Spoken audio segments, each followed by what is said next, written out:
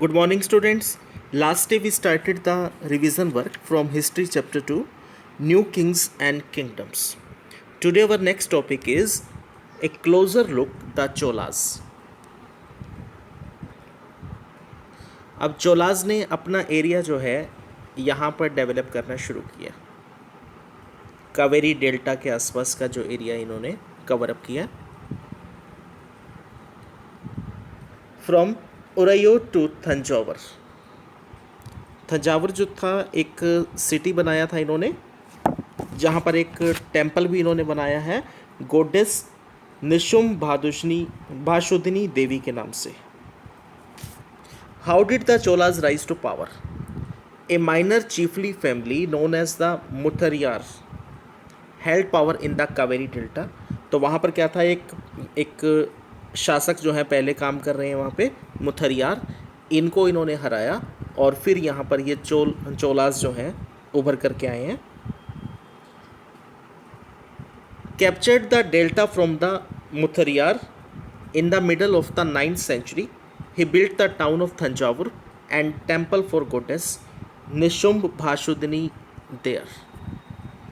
The successor of Vijayalaya conquered neighboring regions and the kingdom grew in size.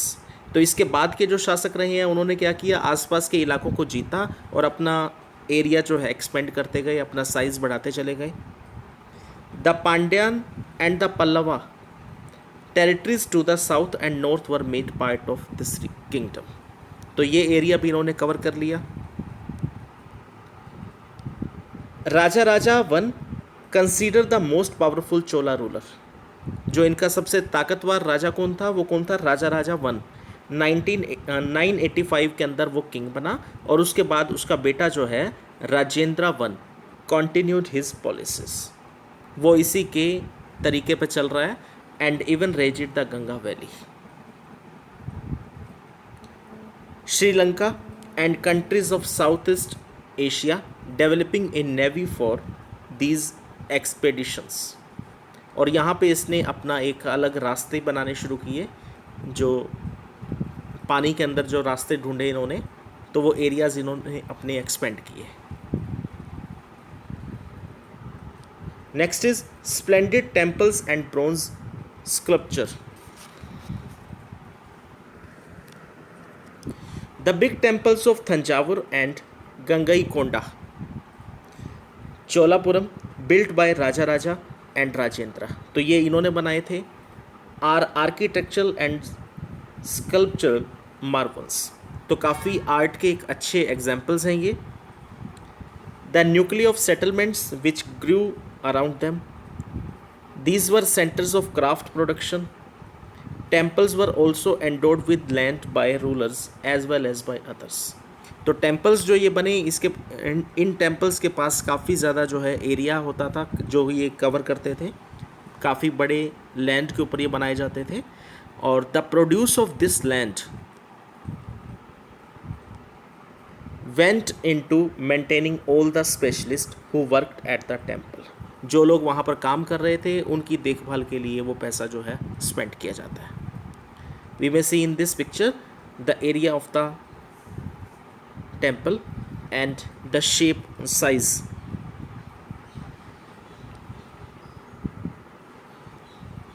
Amongst the craft associated with temples, the making of bronze images was the most distinctive. तो जो चीज़ें यहाँ पर बनाई गई थी उसमें brass और ब्रॉन्ज से बनाई हुई जो इमेजेस हैं वो काफ़ी ज़्यादा डिस्टिंक्ट हैं। एक और चीज़ जो यहाँ पर काफ़ी ज़्यादा देखी गई कि ये सिर्फ टेम्पल्स नहीं थे जहाँ पर सिर्फ वर्शिप होती हो, only places of worship, they were the hub of economic, social and culture life as well. तो यहाँ पर सिर्फ पूजा पाठ नहीं होता बल्कि ये क्या थे, इकोनॉमिक हब बन चुके हैं, सोशल हब बन चुके हैं और कल्चर लाइफ के भी हब बन चुके हैं ये एरियाज जो टेम्पल्स थे। Next is agriculture and irrigation. Most of the achievements of the Cholas were made possible through new developments in agriculture. अब चोलाज जो थे उनकी डेवलपमेंट्स का मेन रीज़न क्या रहा? एग्रीकल्चर। और कावेरी ब्रांचेस जो थी off into several small channels before emptying into the bay of Bengal. Kaveri की जो ब्रांचेस हैं वो क्या है, बे ऑफ बंगाल में गिरने से पहले काफ़ी सारे चैनल्स बनाती हैं, काफ़ी सारी ब्रांचेस बनती हैं वहाँ पर। These channels overflow frequently depositing fertile soil on their banks. और इनके साथ उपजाऊ मिट्टी जो है बह करके यहाँ पर आई और एग्रीकल्चर जो है काफ़ी अच्छा हुआ यहाँ पे। और particularly the cultivation of rice, rice की खेती जो है, कल्टीवेशन जो है काफ़ी अच्छी हो रही थी। Although agriculture had developed earlier in other parts of Tamil Nadu, it was only from the 5th or 6th century. Forest had to be cleared in some regions. कई जगह पर तो फॉरेस्ट को भी साफ कर दिया गया. Land had to be leveled in the other areas. In the delta region, embankments had to be built to prevent flooding and canals had to be constructed. तो डेल्टा रीजन के अंदर फ्लड को रोकने के लिए कैनल्स बनाई गई और इस कैनल्स का पानी जो है कहाँ डाला गया, एग्रीकल्चर के लिए यूज़ में लाया जाएगा। वो पानी फील्ड्स में ले जाया गया। और in many areas 2 crops were grown in a year. काफ़ी सारे एरियाज़ के अंदर तो वहाँ पर 2 क्रॉप्स जो हैं पर ईयर अचीव की जाने लगी। अब इरिगेशन में क्या होता है, irrigation works require planning, organising labour and resources, maintaining these works and deciding on how water is to be shared. अब इरिगेशन वर्क चलता है पूरा का पूरा प्लानिंग के ऊपर, लेबर और रिसोर्सेज को कैसे यूज़ करना है, मेंटेन कैसे करना है काम को, और पानी को कैसे कैसे जो है शेयर किया जाना है। Most of the new rulers as well as people living in the villages took an active interest in these activities. तो जितने भी नए रूलर्स आ रहे थे, जो वहाँ के पीपल्स जो थे, उन्होंने इस चीज़ को काफ़ी ज़्यादा इंटरेस्टिंगली देखा, इस चीज़ को इंटरेस्ट लिया इस चीज़ के ऊपर। Next is the administration of the empire. How was the administration organised. अब एडमिनिस्ट्रेशन चलता कैसे था इनका, एडमिनिस्ट्रेशन चल रहा था सेटलमेंट्स पर ऑफ पीजेंट्स नॉन एज उर, जिससे उर का नाम दिया जाता था। Became prosperous with the spread of irrigation agriculture. Irrigation और एग्रीकल्चर की वजह से काफ़ी ज़्यादा जो है प्रोस्पेरियस हो रहा था। Groups of such village form larger units called Nadu. और कई गाँवों का एक ग्रुप बना दिया जाता था जिससे नाडू कहा जाता था। अब नाडू जो है वो क्या करते थे, वो एक परफॉर्म सेवरल एडमिनिस्ट्रेटिव फंक्शंस। तो काफ़ी सारे एडमिनिस्ट्रेटिव फंक्शंस वो करते थे, जिनमें जस्टिस करना और कलेक्टिंग टैक्सेस करना, ये इनके मेन फंक्शंस थे।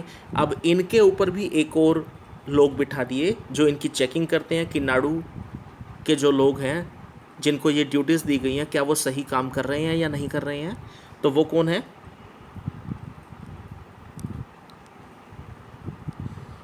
Rich peasants of the Vellala और वल्लई नाम जैसे दिया गया। तो ये एक कास्ट है। Considerable control over the affairs of the nadu, जो इनके ऊपर अब निगरानी करेंगे, supervision of the central Chola government. The Chola kings give some rich land owners title. Chola government जो है इन्होंने कुछ लैंड ऑनर्स जो थे इनको कुछ टाइटल्स भी दिए। ये टाइटल्स क्या है, मुवेंदवालन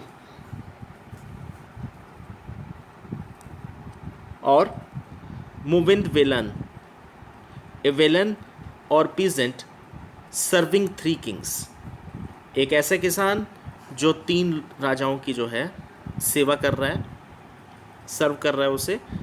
आर्यर चीफ होता था जो इसका, as markers of respect and interested them with important offices of the state at the centres. तो काफ़ी ज़्यादा इनकी रिस्पेक्ट्स भी रहती थी। We have seen that Brahmins often received land grants और ब्रह्मदे। अब ब्राह्मण क्या करते थे, प्रशस्तियाँ लिखते थे और प्रशस्ति लिखने के बदले में उन्हें क्या मिलता था, गिफ्ट मिलता था। और वो गिफ्ट क्या होता था, लैंड ग्रांट्स जो उनको दी जाती थी, और इसे एक और नाम दिया गया ब्रह्मदे। As a result, a large number of Brahman settlements merged in the Kaveri valleys as in other parts of South India. तो ब्राह्मण्स जो हैं अब ज़्यादा यहाँ पे आने लग गए, ज़्यादा डेवलप होने लग गए यहाँ पर। Each Brahmadev was looked after bye N assembly और सभा, तो जितने भी ब्रह्मदेव यहाँ पे बनते थे उनके ऊपर एक सभा होती थी जो निगरानी करती थी। Their decisions were recorded in detail in inscriptions often on the stone walls of temples. तो जो भी ये डिसीजंस लेती थी ये सभा, वो सारा का सारा क्या होता था, रिकॉर्ड किया जाता था इंस्क्रिप्शंस के अंदर, often on the stone walls of temples, और कई बार तो मंदिर के अंदर दीवारों पर उसे कुरेदा जाता था।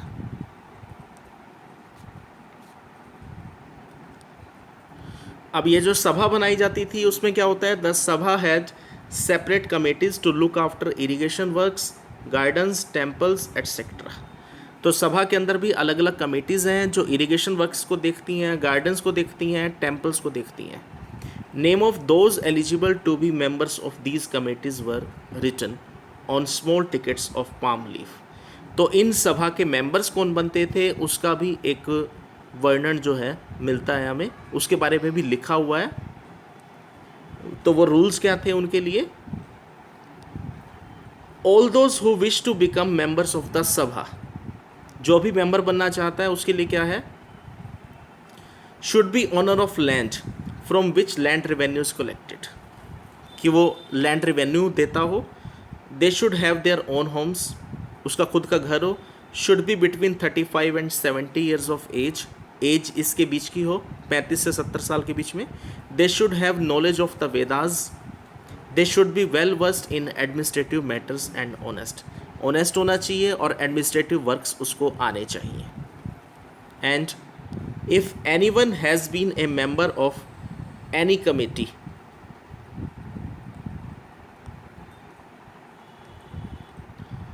इन last 3 years he can not become a member of another committee.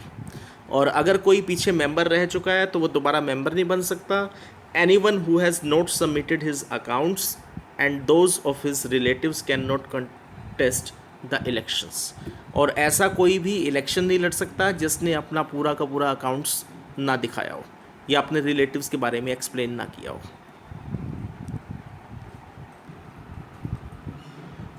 Textual question from this chapter, who were the parties involved in the tripartite struggle?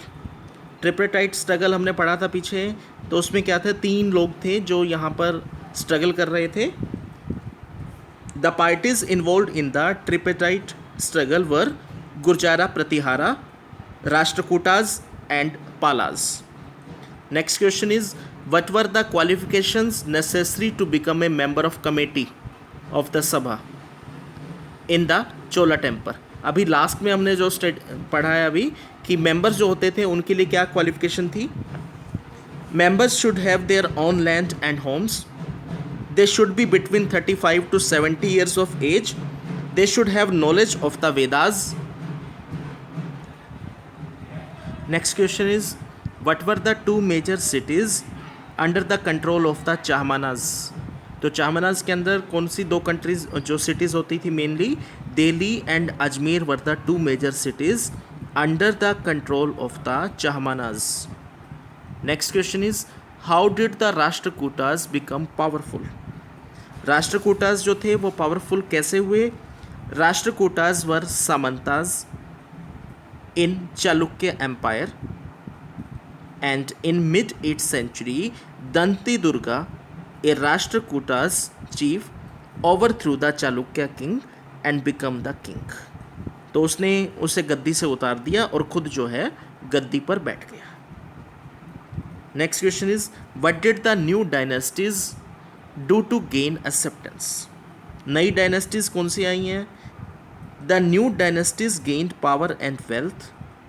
अब नई डायनेस्टीज जो यहाँ पर आई उन्होंने क्या किया, पावर गेन किया, वेल्थ गेन की इन्होंने यहाँ पर आकर, जिसकी वजह से इनको पूछा जाने लगा, इनकी अच्छी प्रेस्टीज बनी यहाँ पर। दे अडोप्टेड टाइटल्स सच एज महाराजा अधिराज, त्रिभुवन, इस तरह के वर्ड्स जो थे इन्होंने टाइटल्स के रूप में अडॉप्ट किए। And their activities were recorded in prashastis, और इनकी एक्टिविटीज़ जो थी वो सारी की सारी प्रशस्तिस के अंदर रिकॉर्ड की गई थी। Next question is what kind of irrigation works were developed in the Tamil region. अब तमिल रीजन के अंदर किस तरह से इरिगेशन वर्क्स जो हैं डेवलप हुए। अब वो डेवलपमेंट्स कैसे हुई थी। कैनल्स वहाँ पर कंस्ट्रक्ट की गई थी, वेल्स डग किए गए थे वहाँ पर। So canals were constructed, wells were dug, huge tanks were constructed for rain water storage. बड़े बड़े टैंक्स वहाँ पर बनाए गए थे जहाँ पर रेन वाटर जो है स्टोरेज किया जा सके। And last question is what were the activities associated with Chola temples. कौन सी एक्टिविटीज़ जो हैं चोलास टेम्पल्स से जुड़ी हुई थी। अब टेम्पल्स जो बनाए गए थे वहाँ पर वो क्या होते थे, क्राफ्ट के एक अच्छे एग्जाम्पल्स थे, आर्किटेक्चरल थे। Temples were centres of craft production. Temples were endowed with land, काफ़ी सारी ज़मीन होती थी इनके पास। They were also the hub of economic, social and cultural life. तो वो क्या थे, सिर्फ पाठ पूजा की जगह नहीं थे, सिर्फ टेम्पल नहीं थे वो, बल्कि टेम्पल के अलावा वो हब्स बन गए थे, economic, social and cultural life के हब थे वो। Okay students, read the lesson very carefully and learn the questions exercise of this lesson. Thank you.